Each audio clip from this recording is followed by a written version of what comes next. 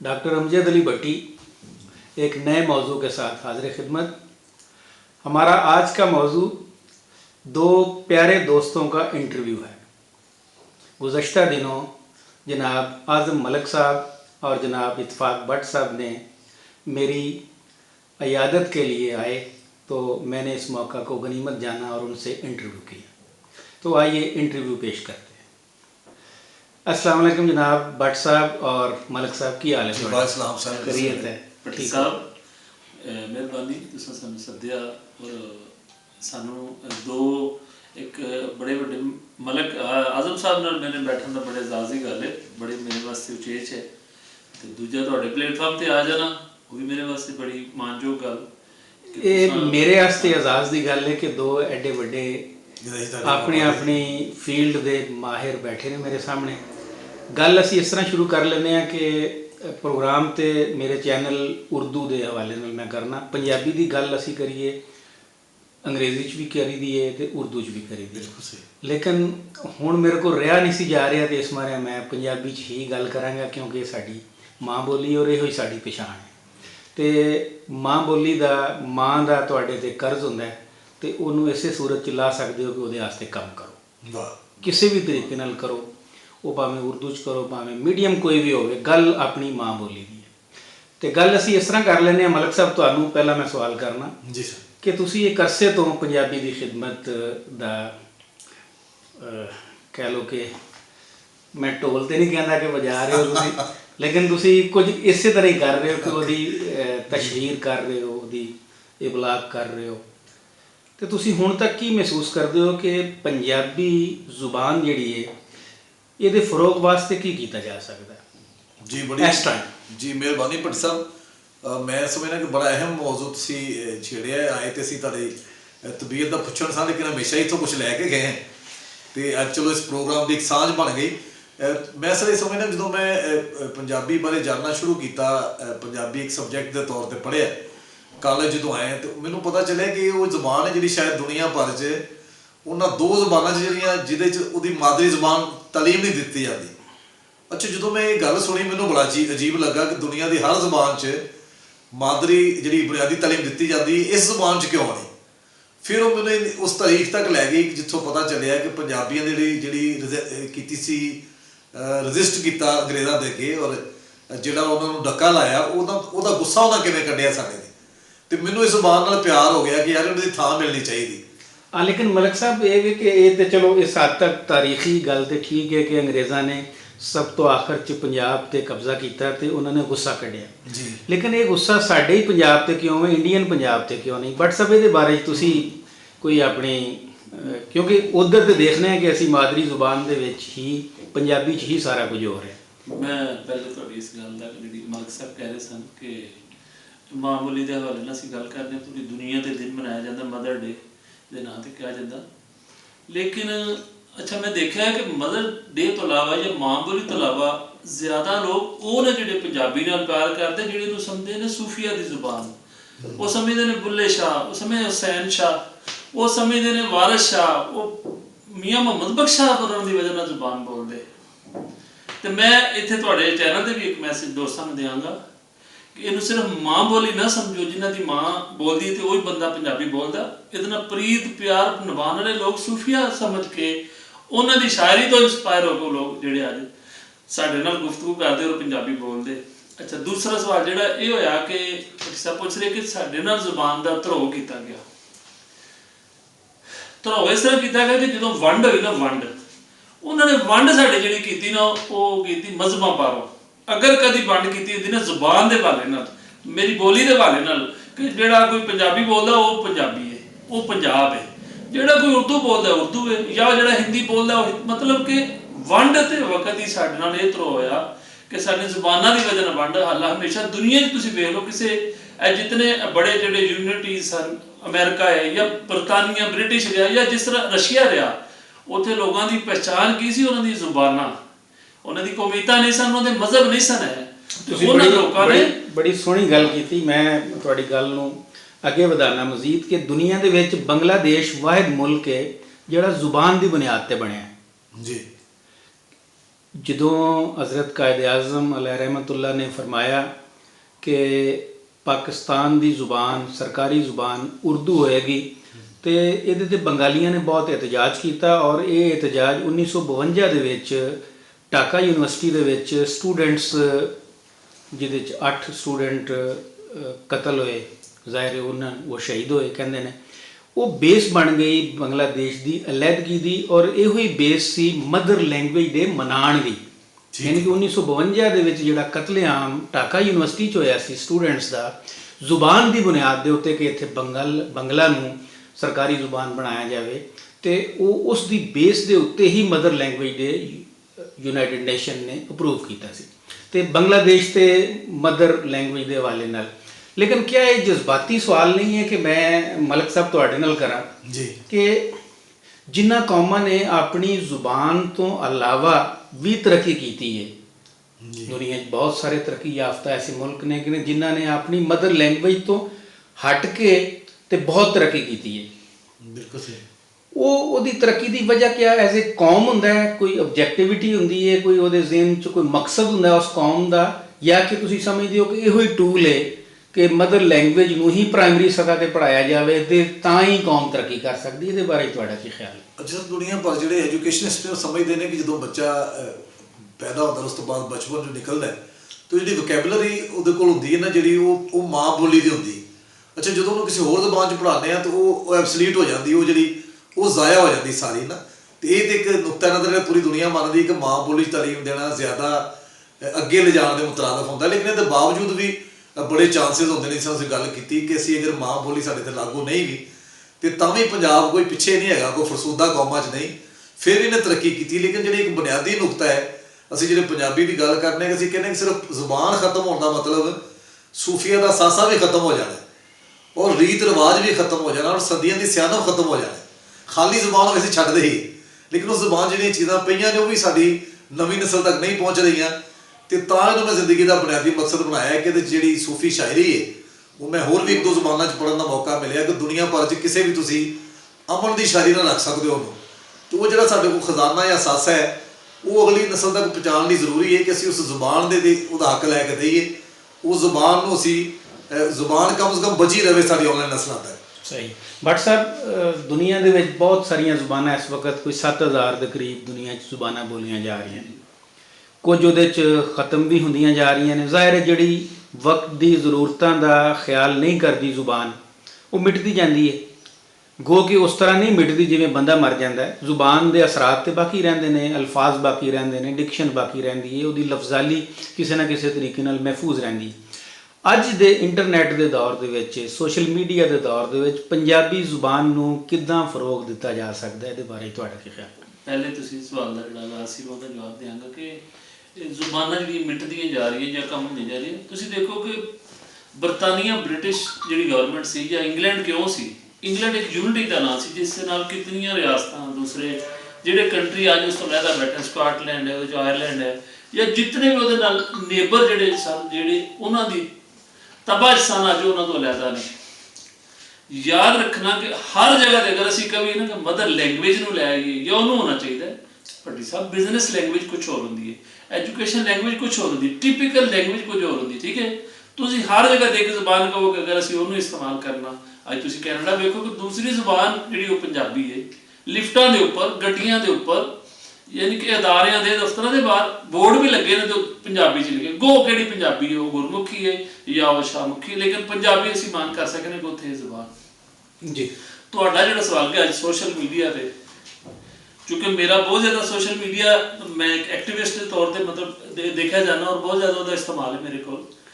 ਅੱਜ ਦੀ ਜਿਹੜੀ ਨਵੀਂ ਨਸਲ ਹੈ ਨਾ, ਅਸੀਂ ਕਹਿੰਦੇ ਕਿ ਸ਼ਾਇਦ ਉਹ ਪੰਜਾਬੀ ਨਹੀਂ ਬੋਲਦੀ ਜਾਂ ਨਹੀਂ, ਉਹ ਸਾਡੇ ਸਾਹਮਣੇ ਤਾਂ ਨਹੀਂ ਬੋਲਦੇ, ਮਾਂ ਪਿਓ ਨਾਲ ਤੇ ਨਾ ਉਹ ਬੋਲਣ ਭਾਵੇਂ, ਲੇਕਿਨ ਪੰਜਾਬੀ ਅੱਜ ਇੱਕ ਫੈਸ਼ਨ ਬਣ ਗਿਆ। ਯਾਦ ਰੱਖੋ, ਯੂਰਪ ਵਿੱਚ, ਇੰਗਲੈਂਡ ਵਿੱਚ ਰਹਿਣ ਵਾਲਾ ਬੱਚਾ ਪਾਕਿਸਤਾਨੀ ਜਿਹੜਾ ਮਾਨ ਕਰਕੇ ਦੱਸਦਾ ਮੈਂ ਪੰਜਾਬੀ ਹਾਂ, ਉਹ ਭਾਵੇਂ ਉਹਦਾ ਸਿੰਧ ਨਾਲ ਤਲਕ ਹੈ, ਭਾਵੇਂ ਉਹਦਾ ਕੋਇਟੇ ਨਾਲ ਤਲਕ ਹੈ, ਭਾਵੇਂ ਉਹਦਾ ਆਜ਼ਾਦ ਕਸ਼ਮੀਰ ਨਾਲ, ਭਾਵੇਂ ਉਹਦਾ ਪਿਸ਼ਾਵਰ ਨਾਲ, ਔਰ ਮਾਨ ਕਰਕੇ ਦੱਸਦਾ ਕਿ ਮੈਂ ਪੰਜਾਬੀ ਹਾਂ। ਉੱਥੇ ਦੱਸਣ ਨੂੰ ਪਤਾ ਕਿ ਮੇਰੇ ਕੋਲ ਦੱਸਣ ਲਈ ਕਿਹੜੀ ਕੁਛ ਹੈ ਜਿਹਦੇ ਤਾਂ ਮੈਂ ਦੂਸਰੇ ਦੇ ਉੱਪਰ ਆਪਣੇ ਆਪ ਨੂੰ ਉਹ ਡਾਨ ਦੱਸਣ ਲਈ ਪੰਜਾਬੀ ਦੱਸਦਾ ਕਿ ਮੈਂ ਪੰਜਾਬੀ ਹਾਂ। ਔਰ ਇੱਥੇ ਵੀ ਜਿਹੜੀ ਤੁਸੀਂ ਸੋਸ਼ਲ ਮੀਡੀਆ ਤੇ ਵੀ ਚੈੱਕ ਕਰਕੇ ਵੇਖ ਲਓ ਕਿ 60% ਬੱਚੇ ਜਿਹੜੇ ਨੇ 60% ਉਹ ਪੰਜਾਬੀ 'ਚ ਗੱਲ ਕਰਦੇ, ਚੱਲ ਜਾ, ਚੱਲ ਫੜ, ਚੱਲ ਕਰ, ਚੱਲ ਯੂ। ਉਹਨਾਂ ਨੂੰ ਪਤਾ ਕਿ ਉਹ ਯੂ ਟੂ ਪੀ ਟੀ ਜੋ ਸਾਈਨ ਜਿਹੜੇ ਉਹਨਾਂ 'ਚ ਗੱਲ ਨਹੀਂ ਹੋ ਸਕਦੀ ਜਿਹੜੀ ਅਸੀਂ ਪੰਜਾਬੀ 'ਚ ਇੱਕ ਲਫ਼ਜ਼ ਇੱਕ ਅੱਖਰ ਹੀ ਤੁਸੀਂ 10 ਗੱਲਾਂ ਦੱਸ ਸਕਦੇ ਹੋ ਕਰਕੇ, ਜਿਹੜੀਆਂ ਤੁਸੀਂ 10 ਗੱਲਾਂ 8 ਜਾਂ 10 ਸੈਕਿੰਡ 'ਚ ਟਾਈਪ ਕਰਨੀਆਂ ਤੁਸੀਂ ਇੱਕ ਅੱਖਰ ਬੋਲ ਕੇ ਉਹਦੇ ਦੱਸ ਸਕਦੇ ਹੋ। ਤੇ ਕੋਈ ਐਸੀ ਗੱਲ ਨਹੀਂ, ਕੋਈ ਪਰੇਸ਼ਾਨੀ ਨਹੀਂ ਪੰਜਾਬੀ ਜ਼ਬਾਨ ਵਾਸਤੇ ਕਿ ਅਸੀਂ ਕਵੀ ਅੱਗੇ ਦੀ ਉਮਰ ਖਤਮ ਹੋ ਰਹੀ ਹੈ ਜਾਂ ਇਹ ਘਟ ਰਹੀ ਹੈ ਜਾਂ ਨਹੀਂ। ਉਹਨਾਂ ਜਿਹੜੇ ਯੂਨੀਵਰਸਿਟੀ ਦੇ ਬੱਚੇ ਜਿਹੜੇ ਅੱਜ ਲੇਟੈਸਟ PhD ਕਰਨ ਵਾਲੇ, ਟੈਕਨੋਲੋਜੀ IT 'ਚ ਜਾਣ ਵਾਲੇ ਵੀ ਪੰਜਾਬੀ ਨੂੰ ਮਾਣ ਸਮਝਦੇ ਬੋਲ ਕੇ ਔਰ ਉਹਦੇ ਤੇ ਮਤਲਬ ਪੂਰੇ ਮਰਜ਼ੀ ਨਾਲ ਬੜੇ ਮਜ਼ੇ ਨਾਲ ਬੋਲਦੇ। ਅੱਛਾ, ਮੈਂ ਚੂੰਕਿ ਹਰ ਪੰਜਾਬੀ ਨੂੰ ਇਹ ਸਵਾਲ ਜ਼ਰੂਰ ਕਰਨਾ ਗ੍ਰੇਟਰ ਪੰਜਾਬ ਦੇ ਹਵਾਲੇ ਨਾਲ। ਇੱਕ ਸੈਂਸਿਟਿਵ ਸਵਾਲ ਹੈ, ਇੱਕ ਹਸਾਸ ਸਵਾਲ ਹੁੰਦਾ ਹੈ ਕਿ ਇਹਦਾ ਜਵਾਬ ਬਾਜ਼ ਲੋਕ ਅਵਾਇਡ ਕਰ ਜਾਂਦੇ ਨੇ, ਬਾਜ਼ ਲੋਕ ਦੇ ਦਿੰਦੇ ਨੇ। ਤੁਸੀਂ ਵੀ ਅਗਰ ਜਵਾਬ ਦੇਣਾ ਚਾਹੋ ਤਾਂ ਜ਼ਰੂਰ ਦੇਣਾ, ਅਗਰ ਨਾ ਦੇਣਾ ਚਾਹੋ ਤਾਂ ਕੋਈ ਹਰਜ ਨਹੀਂ। क्या ये मुमकिन है कि पंजाब, इंडियन पंजाब और पाकिस्तानी पंजाब किसी दौर ਦੇ ਵਿੱਚ ਇੱਕ ਹੋ ਜਾਵੇਗਾ? ਇਹ ਮਲਕ ਸਾਹਿਬ ਤੁਹਾਡੇ ਨਾਲ ਸਵਾਲ ਹੈ। ਇਹਨੂੰ ਮਤਲਬ ਇੱਕ ਐਕੈਡੈਮਿਕਲੀ ਮੈਂ ਗੱਲ ਕਰ ਰਿਹਾ, ਕਿਸੇ ਪੋਲਿਟਿਕਸ 'ਚ ਨਹੀਂ ਕਰ ਰਿਹਾ। ਜ਼ਾਹਿਰ ਹੈ ਇੰਡੀਆ ਦਾ, ਪੰਜਾਬ ਇੰਡੀਆ ਦਾ ਇੱਕ ਅਲੱਗਾ ਮੁਲਕ ਹੈ, ਅਸੀਂ ਇੱਕ ਅਲੱਗਾ ਮੁਲਕ ਹਾਂ ਔਰ ਅਸੀਂ ਜਿਸ ਜਦੋਜਹਿਦ ਦੇ ਨਤੀਜੇ 'ਚ ਮੁਲਕ ਹਾਸਲ ਕੀਤਾ ਹੈ, ਲੱਖਾਂ ਲੋਕਾਂ ਦੀ ਕੁਰਬਾਨੀ ਦੇ ਕੇ ਹਾਸਲ ਕੀਤਾ ਹੈ। ਤੇ ਅਸੀਂ ਕਤਨ ਨਹੀਂ ਚਾਹੁੰਦੇ, ਆਮ ਪੰਜਾਬੀ ਕਦੀ ਨਹੀਂ ਚਾਹੁੰਦਾ ਕਿ ਉਹ ਗ੍ਰੇਟਰ ਪੰਜਾਬ ਤੋਂ ਮੁਰਾਦ ਉਹ ਇਹ ਲਵੇ ਕਿ ਜੀ ਦੋਨਾਂ ਮੁਲਕਾਂ ਦੀ ਸਰਹੱਦ ਖਤਮ ਹੋ ਜਾਏ। ਮੈਂ ਆਪਣਾ ਨੁਕਤਾ ਨਜ਼ਰ ਦੇ ਰਿਹਾ, ਤੁਹਾਡੇ ਦੇ ਬਾਰੇ 'ਚ ਕੀ ਖਿਆਲ ਹੈ ਕਿ ਕਿਆ ਆਇੰਦਾ ਮੁਸਤਕਬਲ ਕਰੀਬ ਜਾਂ ਕਿਤੇ ਦੂਰ ਦੇ ਵਿੱਚ, ਉਧਰ ਚੂੰਕਿ ਖਾਲਿਸਤਾਨ ਤਹਿਰੀਕ ਵੀ ਅੱਜ ਕੱਲ੍ਹ ਬੜੀ ਗਰਮ ਹੈ, ਤੇ ਤੁਸੀਂ ਕੀ ਸਮਝਦੇ ਹੋ ਕਿ ਇਹ ਪੰਜਾਬ ਇਕੱਠੇ ਹੋ ਸਕਦੇ ਨੇ, ਹੋਣਾ ਚਾਹੀਦਾ ਹੈ? ਤੁਹਾਡਾ ਆਪਣਾ ਨੁਕਤਾ ਨਜ਼ਰ ਕੀ? ਅੱਛਾ ਸਰ, ਜਿਹੜਾ ਗ੍ਰੇਟਰ ਪੰਜਾਬ ਦਾ ਤਸੱਵਰ ਹੈ ਨਾ, ਸ਼ਾਇਦ ਲੋਕ ਇੰਝ ਹੀ ਲੈਂਦੇ ਹੋ, ਲੇਕਿਨ ਮੈਂ ਉਹਨੂੰ ਫਰਕ ਲੈਣਾ ਕਿ ਅਗਰ ਉਹ ਸਿੱਖ ਸਾਡੇ ਵੱਲ ਆ ਜਾਣ, ਅਸੀਂ ਇੰਝ ਦਾ ਗ੍ਰੇਟਰ ਪੰਜਾਬ ਚਾਹੁੰਦੇ ਹਾਂ ਕਿ ਉਹ ਜਿਵੇਂ ਉਹ ਵੀ ਉੱਥੇ ਫਸੇ ਹੋਏ ਨੇ, ਅੱਛਾ ਉਹ ਵੀ ਉੱਥੇ ਫਸੇ ਨੇ, ਉਹਨਾਂ ਦੀ ਕੋਈ ਗੱਲ ਸੁਣਨ ਵਾਲਾ ਕੋਈ ਨਹੀਂ, ਔਰ ਚੁੱਕ ਉਹਨਾਂ ਦੇ ਮਜ਼ਹਬੀ ਮਕਾਮਾਤ ਇੱਥੇ ਨੇ ਤੇ ਪਾਕਿਸਤਾਨ ਦੇ ਨਾਲ ਉਹਨਾਂ ਦਾ ਇੱਕ ਜੁੜਤ ਔਰ ਜ਼ੁਬਾਨ ਦੀ ਵਜ੍ਹਾ ਤੋਂ ਵੀ ਅਸੀਂ ਨੇੜੇ ਪੈਂਦੇ ਹਾਂ ਇੱਕ ਦੂਸਰੇ ਨੂੰ।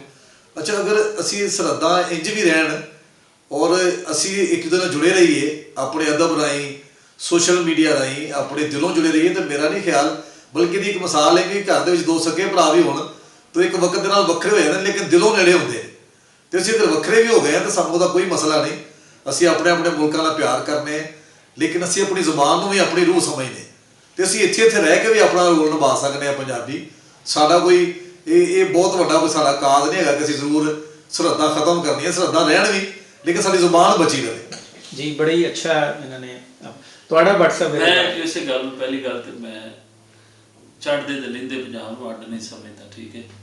ਮੈਂ ਅੱਜ ਵੀ ਉਹ ਨਹੀਂ ਸਮਝਣਾ ਕਿ ਮੈਂ ਦੋਵਾਂ ਬਾਹਰੋਂ, ਇੱਕ ਮੇਰਾ ਸੱਜਾ ਤੇ ਇੱਕ ਮੇਰਾ ਖੱਬਾ, ਮੇਰੀਆਂ ਦੋਵੇਂ ਮਾਵਾਂ ਨੇ। ਅੱਛਾ, ਜਿਹੜੀ ਗੱਲ ਤੁਸੀਂ ਗੱਲ ਕਰ ਰਹੇ ਹੋ ਪੰਜਾਬੀ ਜ਼ੁਬਾਨ ਦੀ ਬੋਲੀ, ਅੱਜ ਜਿਹੜੀ ਸਾਡੀ ਪੰਜਾਬੀ ਜ਼ੁਬਾਨ ਹੈ ਨਾ, ਉਹ ਐਸਾ ਜਿਵੇਂ ਧੀ ਹੋਵੇ ਨਾ, ਧੀ ਨਿਆਣੀ, ਉਹ ਕਹਿੰਦੇ ਨੇ ਸਾਰਿਆਂ ਨੂੰ ਸਾਂਝੀ ਹੁੰਦੀ, ਉਹ ਭਾਵੇਂ ਪੇਕੇ ਹੋਵੇ ਤੇ ਭਾਵੇਂ ਸਹੁਰੇ ਹੋਵੇ, ਉਹ ਧੀ ਹੁੰਦੀ ਹੈ ਸਹੁਰਿਆਂ ਦੀ ਵੀ ਤੇ ਪੇਕਿਆਂ ਦੀ। ਤੇ ਮੈਂ ਕਹਿੰਦਾ ਪੰਜਾਬੀ ਜ਼ੁਬਾਨ ਅਗਰ ਸਾਡੀ ਭਾਵੇਂ ਉੱਧਰ ਹੈ ਤੇ ਭਾਵੇਂ ਇੱਧਰ ਹੈ, ਤੇ ਉਹ ਧੀ ਨਿਆਣੀ ਹੈ, ਤੇ ਉਹ ਸਾਡੇ ਵਾਸਤੇ ਉਨਾ ਹੀ ਉਹਦਾ ਇਹਤਰਾਮ ਹੈ ਜਿਤਨਾ ਦੋਵਾਂ ਪਾਸੇ, ਕਿਉਂਕਿ ਧੀਆਂ ਕਹਿੰਦੇ ਸਾਂਝੀਆਂ ਹੁੰਦੀਆਂ। ਤੇ ਮੈਂ ਉਸ ਜ਼ੁਬਾਨ ਨੂੰ ਉਸ ਨਾਲ ਆਪਣੀ ਧੀ ਦੀ ਤੌਰ 'ਤੇ ਲੈਣਾ, ਉਹਦਾ ਇਤਨਾ ਇਹਤਰਾਮ ਕਰਨਾ। ਸੇਮ ਇਸੇ ਤਰ੍ਹਾਂ ਹੀ ਗੱਲ ਦੂਜੇ ਪਾਸੇ ਵੀ ਹੋਈਏ, ਉਹ ਵੀ ਕਦੀ ਆਪਣੇ ਆਪ ਤੋਂ ਸਾਨੂੰ ਅੱਡ ਨਹੀਂ ਸਮਝਦੇ ਜਿਵੇਂ ਅਸੀਂ ਨਹੀਂ ਸਮਝਦੇ। ਤੇ ਬਿਲਕੁਲ ਠੀਕ, ਬਹੁਤ ਅੱਛਾ। ਅੱਛਾ, ਇੰਡੀਅਨ ਪੰਜਾਬ ਅਸੀਂ ਦੇਖਿਆ ਕਿ ਉੱਥੇ ਪੰਜਾਬੀ ਸੂਬਾ ਤਹਿਰੀਕ ਚੱਲੀ ਤੇ ਉਸ ਪੰਜਾਬ ਨੂੰ 3 ਹਿੱਸਿਆਂ 'ਚ ਵੰਡ ਦਿੱਤਾ ਗਿਆ, ਹਿਮਾਚਲ, ਹਰਿਆਣਾ ਔਰ ਪੰਜਾਬ। ਤੇ ਉਹ ਜਿਹੜਾ ਬਚਿਆ ਰਹਿ ਗਿਆ ਪੰਜਾਬ, ਉਹ ਹੁਣ ਉਹਦੀ ਰਕਬੇ ਦੇ ਲਿਹਾਜ਼ ਨਾਲ ਬਹੁਤ ਛੋਟਾ ਹੋ ਗਿਆ। ਹਰਿਆਣਾ ਹਿੰਦੂਆਂ ਨੇ ਸੰਭਾਲ ਲਿਆ, ਇੱਧਰ ਕਿਹਾ ਗਿਆ ਕਿ ਜੀ ਇਹ ਸਿੱਖ ਭਰਾਵਾਂ ਦਾ।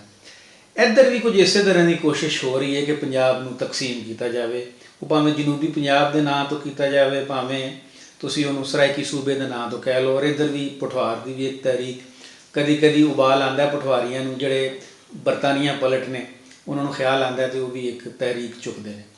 ਤੁਹਾਡਾ ਕੀ ਖਿਆਲ ਹੈ ਕਿ ਪੰਜਾਬੀ ਇੱਕੋ ਹੀ ਸੂਬਾ ਰਹਿਣਾ ਚਾਹੀਦਾ ਹੈ ਜਾਂ ਕਿ ਸਰਾਇਕੀ ਇੱਕ ਅਲੱਗ ਤੋਂ ਜ਼ੁਬਾਨ ਹੈ ਔਰ ਪਠਵਾਰੀ ਅਲੱਗ ਤੋਂ ਜ਼ੁਬਾਨ ਹੈ?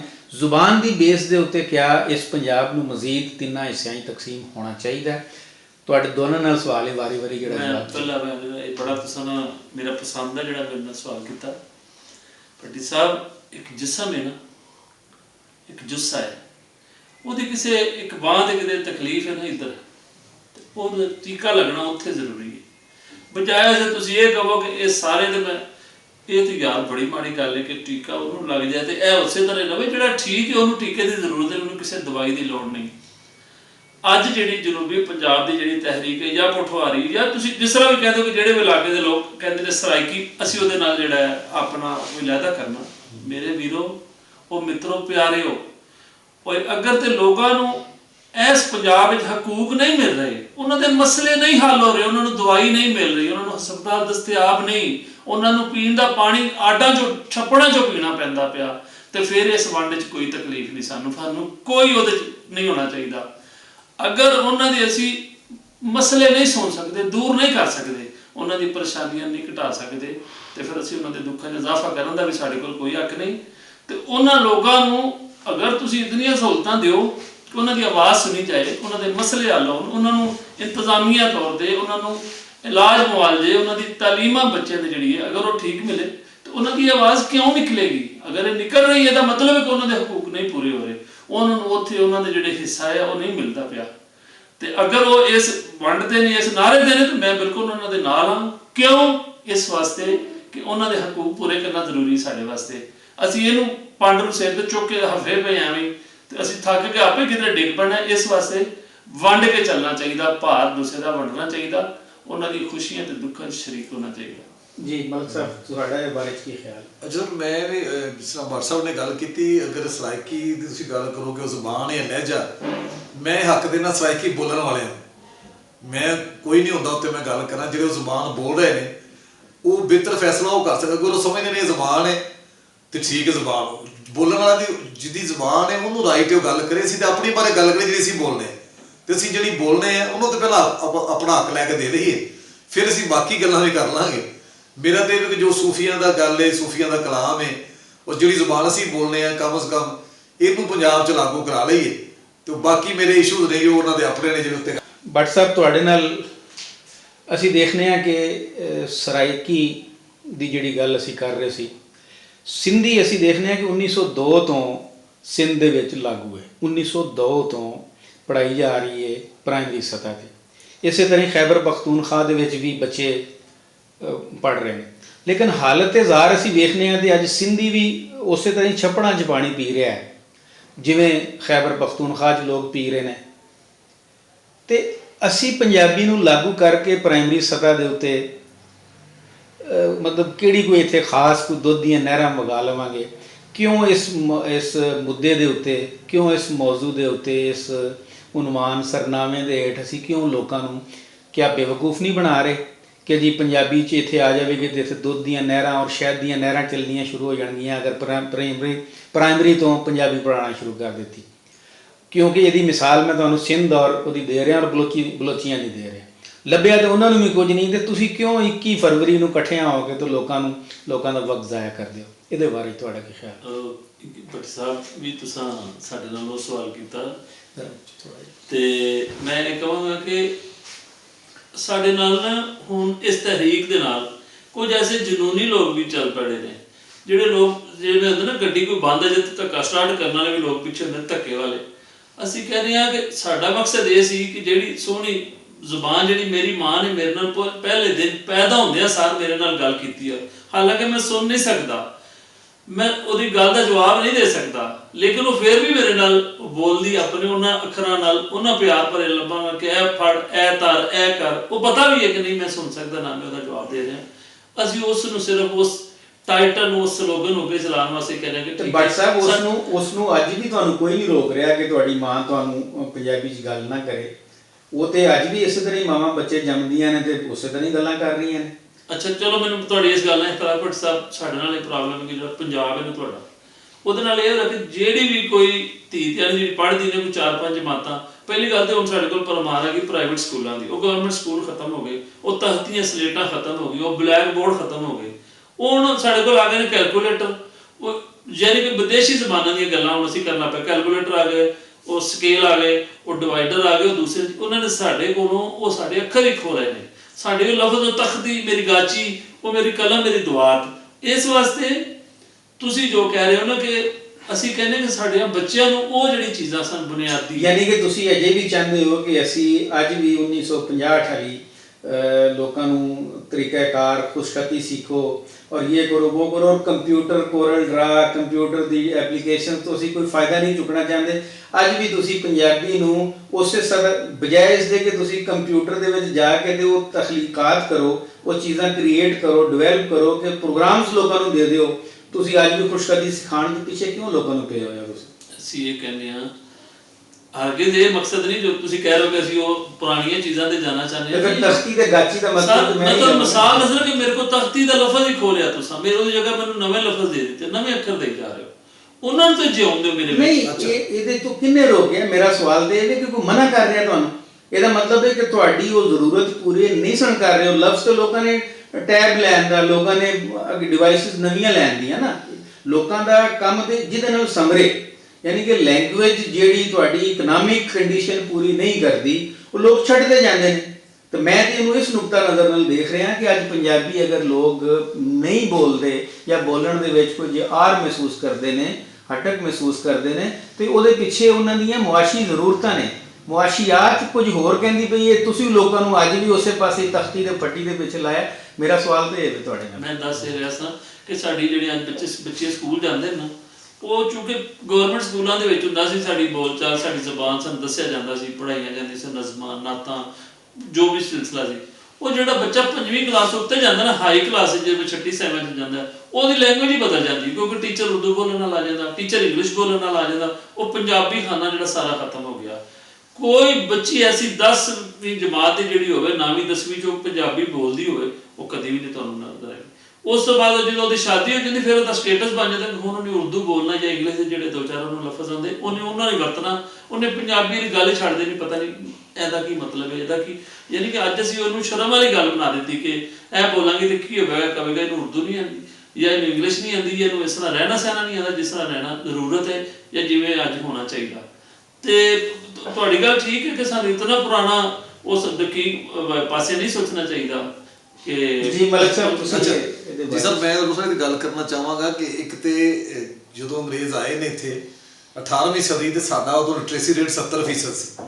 ਤਾਰੀਖ ਦੀਆਂ ਕਿਤਾਬਾਂ ਦੱਸਦੀਆਂ ਨੇ ਕਿ ਪੰਜਾਬ ਦਾ ਜਿਹੜਾ ਲਿਟਰੇਸੀ ਰੇਟ ਸੀ ਨਾ, ਉਹਦੇ ਮਦਰਸਾ ਦੇ ਵਿੱਚ ਜੋ ਤੁਸੀਂ ਪੱਕੀ ਰੋਟੀ ਤੇ ਕੱਚੀ ਰੋਟੀ ਪੜ੍ਹ ਕੇ ਤੇ ਤੁਸੀਂ ਉਹ ਕਿਹੜੇ ਸਕਾਲਰ ਪੈਦਾ ਕਰ ਲਏ। ਜੀ ਜੀ, ਇਹ ਦੇਖੋ ਨਾ, ਇਹ ਵੀ ਅੰਗਰੇਜ਼ ਨੇ ਦੀਆਂ ਬਰਕਤਾਂ ਨੂੰ ਤੁਸੀਂ ਕੱਟ ਨਾ ਕਰੋ ਅੰਗਰੇਜ਼ ਦੇ ਧਿਆਨ ਨਹੀਂ ਦੇਖੋ ਇੱਕ ਪ੍ਰੋਪਗੈਂਡੇ ਦਾ ਕਿੱਸਾ ਵੇ ਕਿ ਜੀ ਅੰਗਰੇਜ਼ ਇੱਥੇ ਆਇਆ ਤੇ ਉਹਨੇ 100% ਦੇ ਇੱਥੇ ਲਿਟਰੇਸੀ ਰੇਟ ਸੀ, ਪਰ 100% ਲਿਟਰੇਸੀ ਰੇਟ ਦੇ ਵਿੱਚ ਰਣਜੀਤ ਸਿੰਘ ਹੀ ਪੈਦਾ ਕੀਤਾ ਨਾ ਤੁਸੀਂ। ਜੀ ਜੀ, ਯਾਨੀ ਕਿ ਤੁਸੀਂ ਲੋਕਾਂ ਦੇ ਉੱਤੇ ਜ਼ਬਰੋ ਸਿਤਮ ਹੀ ਕੀਤਾ ਨਾ। ਗੱਲ ਆਵਾਮ ਦੀ ਹਕੂਕ ਦੀ ਹੈ, ਉਹ ਇੱਥੇ 100% ਲਿਟਰੇਸੀ ਰੇਟ ਕਰ ਵੀ ਲਵੋਗੇ ਤੇ ਉਹ ਤੁਸੀਂ ਹਕੂਕ ਤੇ ਨਹੀਂ ਦਿੱਤੇ, ਤੇ ਨਾ ਹੀ ਮੁਗਲਾਂ ਨੇ ਦਿੱਤੇ ਤੇ ਨਾ ਹੀ ਸਾਨੂੰ ਸਿੱਖ ਭਰਾਵਾਂ ਨੇ ਦਿੱਤੇ। ਸਰ ਅਸੀਂ ਸੁਖਬਰਾਨਾ ਦੇ ਉਹ ਲਿਟਰੇਸੀ ਦੀ ਗੱਲ, ਚਲੋ ਜੀ, ਚਲੋ ਉਹਨੂੰ ਉਸ ਪ੍ਰੋਪਗੈਂਡੇ ਜਿਹੜਾ ਜਾਓ ਕਿ ਜੀ ਅੰਗਰੇਜ਼ ਆਇਆ ਤੇ ਉਹਨੇ ਸਾਨੂੰ ਇਹ ਕਰ ਦਿੱਤਾ। ਚਲੋ ਸਾਨੂੰ ਲੱਗਦਾ ਤੁਹਾਡਾ ਨੁਕਤਾ ਹੋਏਗਾ, ਲੇਕਿਨ ਸਾਨੂੰ ਲੱਗਦਾ ਹੈ ਕਿ ਜਿਹੜੀ ਕੌਮ 70% ਲਿਖਣਾ ਪੜ੍ਹਨਾ ਜਾਣਦੀ ਸੀ, ਉਹ 20 ਤੇ ਆ ਗਈ ਜਾਂ 15 ਤੇ ਆ ਗਈ, ਉਹਨਾਂ ਦੀ ਇੱਕ ਟੈਕਨੀਕ ਸੀ। ਅੱਛਾ, ਅਸੀਂ ਇਸ ਤੋਂ ਵੀ ਮਾਦਰੀ ਜ਼ਬਾਨ ਦੀ ਗੱਲ ਕਰਨੇ ਕਿ ਦੁੱਧ ਦੀਆਂ ਨਹਿਰਾਂ ਵਗਾਉਣਾ ਮਕਸਦ ਨਹੀਂ, ਸਾਡਾ ਬੁਨਿਆਦੀ ਹੱਕ ਹੈ। ਅੱਛਾ, ਅਕਵਾਮੇ ਮੁਤੱਹਦਾ ਇਹ ਕਹਿੰਦਾ ਹੈ ਕਿ ਉਹ ਕਿਹਨੇ ਰੋਕਿਆ? ਕਿਆ ਉਹਦੇ ਵਿੱਚ ਬਿਊਰੋਕ੍ਰੇਸੀ ਸ਼ਾਮਲ ਹੈ ਕਿ ਪੰਜਾਬੀ ਬਿਊਰੋਕ੍ਰੇਸੀ ਜਾਂ ਸਿਆਸਤਦਾਨ ਸ਼ਾਮਲ ਨੇ? ਕੌਣ ਨੇ ਉਹ? ਅੱਜ ਤੱਕ ਤੁਸੀਂ ਲੋਕੇਟ ਕੀਤਾ ਉਹਨਾਂ ਲੋਕਾਂ ਨੂੰ? ਉਹਨਾਂ ਲੋਕਾਂ ਦੇ ਖਿਲਾਫ ਕਿਉਂ ਨਹੀਂ ਗੱਲ ਕਰਦੇ, ਬਜਾਏ ਇਸ ਦੇ ਕਿ ਸਾਡਾ ਹੱਕ ਦਿਓ। ਸਾਡਾ ਕੋਈ ਹੱਕ ਕਿਹਦੇ ਕੋਲੋਂ ਮੰਗ ਰਹੇ ਹੋ? ਰਿਆਸਤ ਕੋਲੋਂ ਮੰਗ ਰਹੇ ਹੋ। ਜੀ, ਰਿਆਸਤ ਦਾ ਇਹ ਮੁਤਾਲਬਾ ਕਰਨੇ ਹਮੇਸ਼ਾ, ਔਰ ਜਿਹੜੇ ਤੇ ਫਿਰ ਜੇ ਤੁਸੀਂ ਇੰਨੀ ਦੇਰ ਤੋਂ ਰਿਆਸਤ ਕੋਲੋਂ ਇੱਕ ਮੁਤਾਲਬਾ ਹੀ ਨਹੀਂ ਮਨਵਾ ਸਕੇ ਤੇ ਫਿਰ ਤੁਹਾਡੇ MNA MPਆਂ ਦਾ ਕੀ ਫਾਇਦਾ ਜਿਹੜੇ ਜਾ ਕੇ ਅਸੈਂਬਲੀਆਂ ਦੇ ਵਿੱਚ ਉਹ ਕੀ ਕਰਦੇ? ਸਰ, ਇਹ ਜਿਹੜੀ ਤੁਸੀਂ ਗੱਲ ਆਪੇ ਹੀ ਜਵਾਬ ਦਿੱਤਾ ਮੇਰੇ ਸਵਾਲ ਦਾ ਕਿ ਜਿਹੜੀ ਸਾਡਾ ਸਾਜ਼ਿਸ਼ ਹੋਈ ਕਿ ਸਾਨੂੰ ਆਪਣੀ ਜ਼ੁਬਾਨ ਨੂੰ ਅਸੀਂ ਹੀ ਨਾ ਸਮਝ ਲਿਆ ਕਿ ਉਰਦੂ ਬੋਲਣ ਵਾਲਾ ਬੰਦਾ ਮੌਜ਼ਬ ਹੁੰਦਾ ਔਰ ਪੰਜਾਬੀ ਵਾਲਾ ਬਦਤਮੀਜ਼ ਹੁੰਦਾ। ਅੱਛਾ, ਜਿਹੜਾ ਇਹ ਫਨਾਮਨਾ ਖਿਲ ਰਿਹਾ ਨਾ ਸਾਡੇ, ਇਹ ਦੇਖੋ, ਇਹ ਤਾਂ ਭਈਆ ਮੈਂਟੈਲਿਟੀ ਹੈ ਸੀ ਨਾ। ਹਾਂਜੀ, ਅੱਛਾ ਸਰ, ਉਹ ਉਸੇ ਮੰਨ ਲਈ ਇਹਨੂੰ ਤਾਂ ਖੁੱਲ ਕੇ ਮੇਰਾ ਖਿਆਲ ਹੈ ਅੱਜ ਵਾਜ਼ੇ ਹੋ ਚੁੱਕਿਆ ਹੈ ਕਿ ਜਦੋਂ ਕਿਆਮੇ ਪਾਕਿਸਤਾਨ ਦੇ ਵਕਤ ਇੱਕ ਖਾਸ ਸਾਜ਼ਿਸ਼ ਦੇ ਤਹਿਤ ਇੱਥੇ ਦੀ ਜਿਹੜੀ ਬਿਊਰੋਕ੍ਰੇਸੀ ਉਰਦੂ ਸਪੀਕਿੰਗ ਮੈਂਟੈਲਿਟੀ ਦੀ ਮੈਂ ਗੱਲ ਕਰ ਰਿਹਾ, ਉਰਦੂ ਸਪੀਕਿੰਗ ਤਬਕੇ ਦੀ ਗੱਲ ਨਹੀਂ ਕਰ ਰਿਹਾ। ਜੀ, ਬਿਲਕੁਲ ਸਹੀ। ਉਹ ਬਿਊਰੋਕ੍ਰੇਸੀ ਜ਼ਾਹਿਰ ਉਸ ਦੌਰ ਦੇ ਪੜ੍ਹੇ ਲਿਖੇ ਲੋਕ ਸਨ ਔਰ ਇੱਕ ਖਾਸ ਮਕਸਦ ਦੇ ਤਹਿਤ ਇੱਥੇ ਆਏ ਸਨ। ਯਾਨੀ ਕਿ ਉਹਨਾਂ ਸੂਬਿਆਂ 'ਚ ਜਿੱਥੇ ਤਹਿਰੀਕ ਹੈ ਹੀ ਕੋਈ ਨਹੀਂ ਸੀ ਪਾਕਿਸਤਾਨ ਦੀ, ਤਹਿਰੀਕ ਤੇ ਚੱਲੀ ਸਿੰਧ ਦੇ ਵਿੱਚ, ਤਹਿਰੀਕ ਤੇ ਚੱਲੀ ਸਾਡੇ ਖੈਬਰ ਪਖਤੂਨਖਵਾ 'ਚ, यूपी ਦੇ ਵਿੱਚ ਤੇ ਕੋਈ ਪਾਕਿਸਤਾਨ ਲਹਿਰ ਦੀ ਤਹਿਰੀਕ ਨਹੀਂ ਸੀ ਚੱਲੀ, ਲੇਕਿਨ ਚਲੋ ਆ ਗਏ, ਵੈਲਕਮ। ਅੱਜ ਹੁਣ ਇੱਥੇ ਮਤਲਬ ਇੰਨੇ ਅਰਸੇ ਤੋਂ ਮੌਜੂਦ ਨੇ ਤੇ ਅਸੀਂ ਕੱਢ ਤੇ ਨਹੀਂ ਸਕਦੇ ਤੇ ਨਾ ਹੀ ਅਸੀਂ ਹੱਕ ਰੱਖਦੇ ਹਾਂ ਕਿ ਕਿਸੇ ਕਮਿਊਨਿਟੀ ਨੂੰ ਅਸੀਂ ਇਸ ਮਾਰਿਆ। ਮੈਂ ਮੈਂਟੈਲਿਟੀ ਦੀ ਗੱਲ ਕਰ ਰਿਹਾ ਕਿ ਉਸ ਮੈਂਟੈਲਿਟੀ ਨੇ ਸਾਨੂੰ ਨੁਕਸਾਨ ਪਹੁੰਚਾਇਆ ਕਿ ਪੰਜਾਬੀ ਨੂੰ ਢੱਗਾ ਕਹਿ ਦਿੱਤਾ ਗਿਆ, ਪੰਜਾਬੀ ਨੂੰ ਉਜੜ ਕਹਿ ਦਿੱਤਾ ਗਿਆ, ਗਾਲਾਂ ਦੀ ਜ਼ੁਬਾਨ ਕਹਿ ਦਿੱਤੀ ਗਈ। ਜਦ ਕਿ ਜਿਹਦੇ ਪਿੱਛੇ ਵਾਰਿਸ ਸ਼ਾਹ ਹੋਵੇ, ਜਿਹਦੇ ਪਿੱਛੇ ਬਾਬਾ ਫਰੀਦ ਹੋਵੇ, ਜਿਹਦੇ ਪਿੱਛੇ ਸ਼ਾਹ ਹੁਸੈਨ ਹੋਵੇ, ਤੇ ਕਿਆ ਇਹ ਸਾਰੇ ਉਜੜ ਸਨ?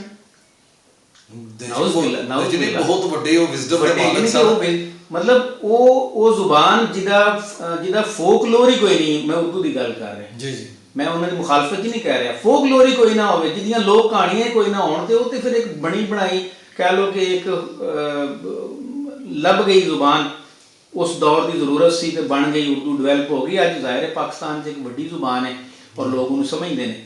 ਮੇਰਾ ਕੁਐਸਚਨ ਇਹ ਵੇ ਕਿ ਕਿਆ ਪੰਜਾਬੀ ਬਿਊਰੋਕ੍ਰੇਸੀ ਨੇ ਸਾਨੂੰ ਇਹ ਹੱਕ ਦੇਣ ਦੇ ਵਿੱਚ ਕਿਤੇ ਰੁਕਾਵਟ ਪਾਈ ਹੈ? ਜੀ ਜੀ, ਨਹੀਂ, ਉਹਨਾਂ ਨੇ ਇਹਨੂੰ ਮਸਲਾ ਹੀ ਨਹੀਂ ਸਮਝਿਆ। ਅੱਛਾ, ਅਲਮੀਆ ਹੈ ਕਿ ਜਿਹੜਾ ਆਮ ਪੰਜਾਬੀ ਹੈ ਉਹ ਪੰਜਾਬੀ ਦੇ ਨਾਂ ਤੇ ਨਹੀਂ ਆਉਂਦਾ 21 ਫਰਵਰੀ ਨੂੰ, ਉਹ ਸਮਝਦਾ ਪੰਜਾਬੀ ਮੇਰਾ ਮਸਲਾ ਨਹੀਂ। ਹਾਲਾਂਕਿ ਸਾਡੇ ਸਮਝਦੇ ਕਿ ਬੁਨਿਆਦੀ ਮਸਲਾ ਹੈ, ਤਰੱਕੀ ਤੇ ਇੱਕ ਅਲੱਗਾ ਚੀਜ਼ ਹੈ, ਲੇਕਿਨ ਬੁਨਿਆਦੀ ਹੱਕ ਤੇ ਹਰ ਇਨਸਾਨ ਨੂੰ ਮਿਲਣਾ ਚਾਹੀਦਾ ਨਾ। ਜਦੋਂ UN ਉਹ ਇਹ ਕਹਿੰਦਾ ਹੈ ਕਿ ਮਾਦਰੀ ਜ਼ਬਾਨ ਤਾਲੀਮ ਹਰ ਇਨਸਾਨ ਦਾ ਹੱਕ ਹੈ, ਅੱਛਾ ਸਾਡੇ ਨਾਲ ਹੀ ਕਿਉਂ ਜ਼ਿਆਦਤੀ ਹੈ? ਉਹ ਤੁਸੀਂ ਬਿਲਕੁਲ ਸਹੀ ਆਖਿਆ ਕਿ ਜਿਹੜੀ ਪੰਜਾਬੀ ਸਟੈਬਲਿਸ਼ਮੈਂਟ ਹੈ ਜਾਂ ਪੰਜਾਬੀ ਸਿਆਸਤ ਦਾ ਨਵਾਜ਼ ਸ਼ਰੀਫ ਕਿੰਨੀ ਦਫਾ ਵਜ਼ੀਰ ਆਜ਼ਮ ਰਹੇ, ਉਹਦੇ ਕਸ਼ਮੀਰੀ ਸਨ ਨਾ ਪੰਜਾਬੀ। ਅੱਛਾ ਚਲੋ ਅਸੀਂ ਉਹ ਤਾਂ ਨਹੀਂ ਕਰਦੇ, ਅੱਛਾ ਵੋਟ ਤੇ ਪੰਜਾਬ ਦਾ ਕਹਿ ਕੇ ਲੈਂਦੇ ਰਹੇ, ਉਹ ਤੇ ਫਿਰ ਹੁਣ ਸਾਡੇ ਕੋਲ ਖੈਰ ਆਪਸ਼ਨ ਕੋਈ ਨਹੀਂ ਹੈ। ਹਾਂ, ਅੱਛਾ, ਪੰਜਾਬੀ ਜਿਹੜੇ ਸਿਆਸਤਦਾਨ ਨੇ ਜਾਂ ਬਿਊਰੋਕ੍ਰੇਸੀ, ਉਹਨਾਂ ਨੇ ਕਦੀ ਇਸ ਮਸਲੇ ਨੂੰ ਮਸਲਾ ਨਹੀਂ ਸਮਝਿਆ ਔਰ ਉਹ ਵੀ ਉਸ ਸ਼ਰਾਫੀਆ ਦੀ ਸਾਜ਼ਿਸ਼ ਦੇ ਨਜ਼ਰ ਹੋ ਗਏ। ਜਿਵੇਂ ਤੁਸੀਂ ਕਿਹਾ ਕੋਈ ਉਰਦੂ ਮੈਂਟੈਲਿਟੀ, ਉਰਦੂ ਰਾਬਤੇ ਜ਼ੁਬਾਨ ਰਵੇ, ਸਾਨੂੰ ਕਿਸੇ ਜ਼ੁਬਾਨ ਨਾਲ ਕੋਈ ਮਸਲਾ ਨਹੀਂ, ਕਿਉਂਕਿ ਜ਼ੁਬਾਨਾਂ ਹਮੇਸ਼ਾ ਜੋੜਦੀਆਂ ਨੇ। ਲੇਕਿਨ ਅਸੀਂ ਕਹਿੰਦੇ ਕਿ ਸਾਡੀ ਜ਼ੁਬਾਨ ਨੂੰ ਵੀ ਤਾਂ ਕੋਈ ਥਾਂ ਦੇਣ ਲੈਣ ਦਿਓ ਉਹਦੀ, ਔਰ ਉਹ 'ਚ ਯਕੀਨਨ ਤੁਹਾਡੀ ਗੱਲ ਬਹੁਤ ਸਹੀ ਕਿ ਅਸੀਂ ਉਹਨੂੰ ਆਪਣੀ ਪੰਜਾਬੀ ਸਟੈਬਲਿਸ਼ਮੈਂਟ ਨੂੰ ਸਿਆਸਤਦਾਨ ਨੂੰ ਕਾਇਲ ਨਹੀਂ ਕਰ ਸਕੇ ਜਾਂ ਉਹਨਾਂ ਨੂੰ ਮਨਵਾ ਨਹੀਂ ਸਕੇ, ਉਹਨਾਂ ਨੂੰ ਯਾਦ ਨਹੀਂ ਕਰਾ ਸਕੇ ਕਿ ਤੁਸੀਂ ਵੀ ਪੰਜਾਬੀ ਹੋ। ਤੇ ਇਸੇ ਲਈ ਅਸੀਂ 21 ਫਰਵਰੀ ਦੇ ਇਕੱਠੇ ਹੁੰਦੇ ਹਾਂ, ਬਲਕਿ ਅੱਗੇ ਪਿੱਛੇ ਵੀ ਇਕੱਠੇ ਹੋਣਾ ਚਾਹੀਦਾ ਕਿ ਆਪਣੀ ਮਾਂ ਬੋਲੀ ਲਈ ਆਵਾਜ਼ ਚੁੱਕੀਏ, ਆਪਣਾ ਬੁਨਿਆਦੀ ਹੱਕ ਸਮਝ ਕੇ। ਬਿਲਕੁਲ ਸਹੀ ਜੀ। ਮੇਰਾ ਅਗਲਾ ਸਵਾਲ WhatsApp ਤੁਹਾਡੇ ਨਾਲ ਮੈਂ ਕਰਨਾ ਕਿ ਅਸੀਂ ਕਹਿੰਦੇ ਹਾਂ ਕਿ ਜੀ ਜ਼ੁਬਾਨ ਦੀ ਤਰੱਕੀ ਹੋਣੀ ਚਾਹੀਦੀ ਹੈ, ਜ਼ੁਬਾਨ ਦਾ ਹੋਣਾ ਚਾਹੀਦਾ। ਇਸ ਵਕਤ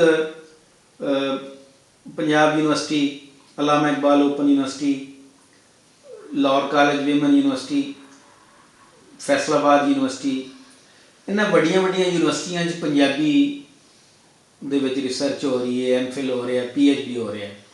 ਕਿਆ ਤੁਸੀਂ ਇਹ ਮਹਿਸੂਸ ਕਰਦੇ ਹੋ ਕਿ ਜਿਹੜੇ ਸਾਡੇ ਥੀਸਿਸ ਲਿਖੇ ਜਾ ਰਹੇ ਨੇ, ਕਿਆ ਉਹ ਇਸ ਮਿਆਰ ਦੇ ਹੈ ਨੇ ਕਿ ਉਹ ਆਲਮੀ ਸਤ੍ਹਾ ਦੇ ਉੱਤੇ ਉਹਨਾਂ ਨੂੰ ਪੇਸ਼ ਕੀਤਾ ਜਾ ਸਕੇ ਕਿ ਇਸ ਮਿਆਰ ਦੀ ਤਹਿਕੀਕ ਸਾਡੇ ਪੰਜਾਬੀ ਦੇ ਵਿੱਚ ਹੋ ਰਹੀ ਹੈ? ਇਹਦੇ ਬਾਰੇ ਤੁਹਾਡਾ ਉਹ ਗੱਲ ਫਿਰ ਉੱਥੋਂ ਮੁੱਢਲੀ ਸਾਨੂੰ ਸ਼ੁਰੂ ਕਰਨੀ ਪੈਗੀ ਕਿ ਜਿਹੜੀ ਮਲਕ ਆਜ਼ਮ ਸਾਹਿਬ ਕਹਿ ਰਹੇ ਕਿ ਸਾਡੀ ਜਿੰਨੀ ਦੇਰ ਤੱਕ ਬੱਚੇ ਨੂੰ ਆਪਣੀ ਬੁਨਿਆਦੀ ਜਿਹੜੀ ਹੈ ਉਹਦੀ ਪੰਜਾਬੀ ਦਾ ਨਹੀਂ ਪਤਾ, ਉਹਨੂੰ ਉੱਥੋਂ ਲੈ ਕੇ ਅੱਗਾ ਨਹੀਂ ਚੱਲਿਆ, ਜਿਹੜਾ ਅੱਗੇ PhD ਕਰ ਰਿਹਾ ਜਾਂ ਅੱਗੇ ਜਾ ਕੇ MPhil ਕਰ ਰਿਹਾ ਜਾਂ ਪੋਸਟ ਗ੍ਰੈਜੂਏਸ਼ਨ ਜਿਹੜਾ ਕਰ ਰਿਹਾ, ਉਹ ਤੋਂ ਉਹਨੂੰ ਪਤਾ ਪਹਿਲੇ ਪੰਜਾਬੀ ਪੜ੍ਹੀ ਹੋਵੇਗੀ ਤਾਂ ਉਹਨੂੰ ਪਤਾ ਹੋਵੇਗਾ ਮੈਂ ਸੱਚੇ 'ਚ ਕਿਹੜਾ ਲਫ਼ਜ਼ ਆ ਨਾ, ਮੈਂ ਬੁੱਲੇ ਸ਼ਾਹ ਸੁਣਿਆ ਕਿ ਨਹੀਂ ਸੁਣਿਆ, ਮੈਨੂੰ ਵਾਰਿਸ ਸ਼ਾਹ ਉਹਨਾਂ ਦਾ ਪਤਾ ਕਿ ਨਹੀਂ, ਮੈਨੂੰ ਸ਼ਾਹ ਹੁਸੈਨ ਉਹਨਾਂ ਦਾ ਪਤਾ ਕਿ ਨਹੀਂ, ਮੈਨੂੰ ਯੂਸਫ ਜ਼ਲੈਹਾ ਦਾ ਪਤਾ ਕਿ ਨਹੀਂ ਕਿਸੇ ਦਾ। ਉਹ ਤਾਂ ਅਸੀਂ ਉਹਨਾਂ ਚੀਜ਼ਾਂ ਤੋਂ ਆ ਕੇ ਸਿਰਫ ਪੇਪਰ ਦੇਣ ਲਈ ਉੱਥੇ ਰਿਸਰਚ ਕਰ ਰਹੇ ਹਾਂ, ਸਿਰਫ ਉਹੀ ਕਿ ਠੀਕ ਹੈ ਉਹ ਇੱਕ ਫਾਰਮੈਲਿਟੀ ਹੈ, ਉੱਥੇ ਅਸੀਂ ਥੀਸਿਸ ਆਪਣਾ ਦੇਣਾ, ਉਹਦੇ ਵਾਸਤੇ ਅਸੀਂ ਦਿਨ ਰਾਤ ਇੱਕ ਕਰਦੇ ਨੇ, ਭਾਵੇਂ ਉਹਨੂੰ ਅਸੀਂ ਪਲੈਜਰਾਈਜ਼ ਕਰੀਏ, ਭਾਵੇਂ ਅਸੀਂ ਉਸ ਨੂੰ ਕਿਧਰੋਂ ਉਹ ਚੀਟਿੰਗ ਕਰੀਏ, ਭਾਵੇਂ ਕਿਧਰੋਂ ਦੂਸਰੀ ਹੈਲਪ ਲੈ ਕੇ ਅਸੀਂ ਆਪਣਾ ਥੀਸਿਸ ਲੈ ਕੇ ਪੂਰਾ ਕਰ ਦਿੰਦੇ ਹਾਂ। ਲੇਕਿਨ ਮੈਂ ਨਹੀਂ ਸਮਝਦਾ ਕਿ ਉਹ ਕੰਮ ਕੋਈ ਪਿਓਰ ਹੋ ਰਿਹਾ ਜਾਂ ਉਹ ਖਰਾ ਕੰਮ ਹੈ ਜਾਂ ਕੋਈ ਐਸਾ ਸਟੈਂਡਰਡ ਹੈ ਜਿਹਨੂੰ ਅਸੀਂ ਕਹੋਗੇ ਜੀ ਇਹ ਅੱਛਾ ਸਰ, ਮੇਰਾ ਤਾਂ ਖਿਆਲ ਜਿਹੜਾ ਮੌਜੂਦਾ ਦੌਰ ਹੈ ਨਾ ਜੀ, ਪੰਜਾਬੀ ਦੇ ਵਧਾਅ ਦਾ ਔਰ ਫਰੋਗ ਦਾ ਦੌਰ ਹੈ, ਕਿਉਂਕਿ ਬਹੁਤ ਸਾਰੇ ਲੋਕਾਂ ਨੂੰ ਅਸੀਂ ਪਹਿਲੇ ਪੰਜਾਬੀ ਦੀ ਗੱਲ ਕਰਦੇ ਸਾਂ ਤੇ ਇੰਨੇ ਲੋਕ ਨਾਲ ਨਹੀਂ ਸੀ ਖਲੋਂਦੇ ਜਾਂ ਪੰਜਾਬੀ ਲਿਖਣ ਪੜ੍ਹਨ ਵਾਲੇ ਲੋਕ ਨਜ਼ਰ ਨਹੀਂ ਸੀ ਆਉਂਦੇ।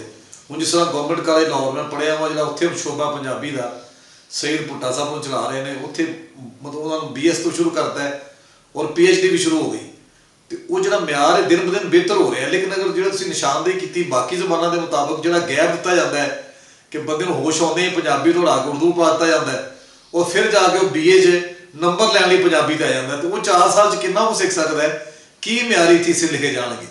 ਅਸੀਂ ਕਹਿੰਦੇ ਇੱਕ ਤਸਲਸਲ ਰਵੇ, ਇੱਕ ਪੰਜਾਬੀ ਅਗਰ ਬੱਚਾ ਪੈਦਾ ਹੁੰਦਾ ਹੈ ਉਹ ਆਪਣਾ ਪ੍ਰਾਇਮਰੀ ਵੀ ਤਾਲੀਮ ਪੰਜਾਬੀ 'ਚ ਲਵੇ ਔਰ ਜੁੜਿਆ ਰਵੇ ਉਸ ਜ਼ੁਬਾਨ ਦੇ ਨਾਲ, ਤੇ ਫਿਰ ਦੇਖੋ ਕਿੱਥੇ ਜਾ ਕੇ ਉਹ ਕਿੰਨਾ ਮੌਜੂਦ ਨੂੰ ਛੂੰਹਦਾ। ਜਿਹੜੀ ਅੱਗੇ ਗੱਲ WhatsApp ਕਰ ਰਹੇ ਸੀ ਕਿ ਤਖਤੀ ਦਾ ਲਫ਼ਜ਼ ਸਾਡੇ ਖੋਲਿਆ, ਮੇਰਾ ਇਹ ਮੰਨਣਾ ਹੈ ਕਿ ਜਿਹੜਾ ਜ਼ਬਾਨ ਦਾ ਜ਼ਰਫ ਹੁੰਦਾ ਹੈ, ਖਲਾਰ ਹੁੰਦਾ ਹੈ, ਪੰਜਾਬੀ ਇੱਕ ਐਸੀ ਕਮਾਲ ਜ਼ਬਾਨ ਹੈ ਕਿ ਸਾਰੇ ਲਫ਼ਜ਼ ਆ ਜਾਂਦੇ ਨੇ, ਇਹ ਕਬੂਲਦੀ ਹੈ ਨਵੇਂ ਲਫ਼ਜ਼ਾਂ ਨੂੰ।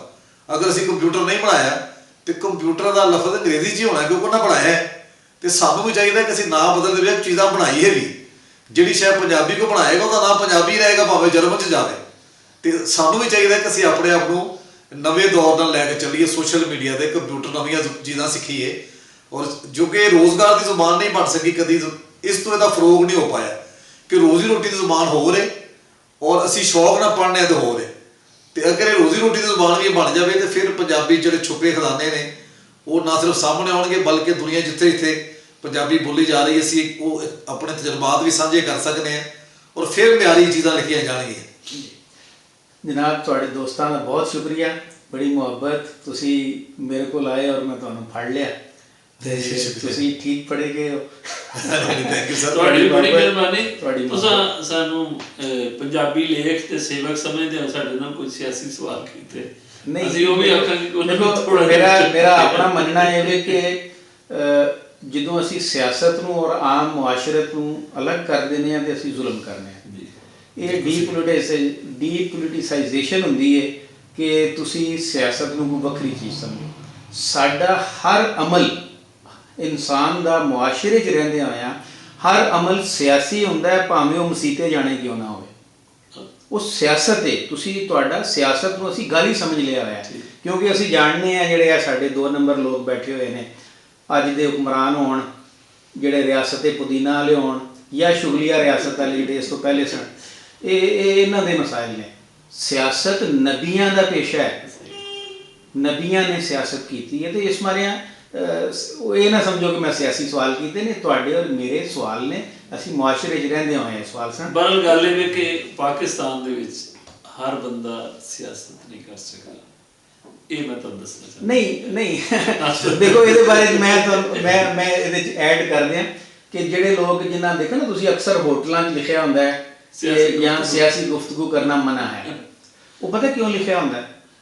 ਉਹ ਇਸ ਮਾਰੇ ਲਿਖਿਆ ਹੁੰਦਾ, ਉਹ ਕਹਿੰਦੇ ਨੇ ਭਾਈ ਜਿਹੜੀ ਸਾਡੀ ਪਾਰਟੀ ਉਹਦੀ ਗੱਲ ਕਰਨੀ ਹੈ ਤਾਂ ਜ਼ਰੂਰ ਕਰੋ, ਵਰਨਾ ਇੱਥੇ ਸਿਆਸਤ ਕਰਨਾ ਮਨਾ ਹੈ। ਉਹਦੇ ਖਿਲਾਫ ਕਰਨ ਨੂੰ ਸਿਆਸਤ ਕਹਿੰਦੇ। ਹਾਂ, ਦੂਸਰੇ ਦੇ ਨੁਕਤਾ ਨਜ਼ਰ ਨੂੰ ਤਸਲੀਮ ਨਾ ਕਰਨਾ ਸਿਆਸਤ ਸਮਝਿਆ ਜਾਂਦਾ ਹੈ, ਵਰਨਾ ਸਿਆਸਤ ਦੇ ਵਿੱਚ ਤਾਂ ਇਖਤਲਾਫ ਰਾਏ ਹੁੰਦਾ ਹੈ, ਨੁਕਤਾ ਨਜ਼ਰ ਹੁੰਦਾ ਤੁਹਾਡਾ ਯੈਸ, ਨੋ ਔਰ ਪੋਜ਼ਿਟਿਵ, ਨੈਗੇਟਿਵ ਔਰ ਨਿਊਟਰਲ।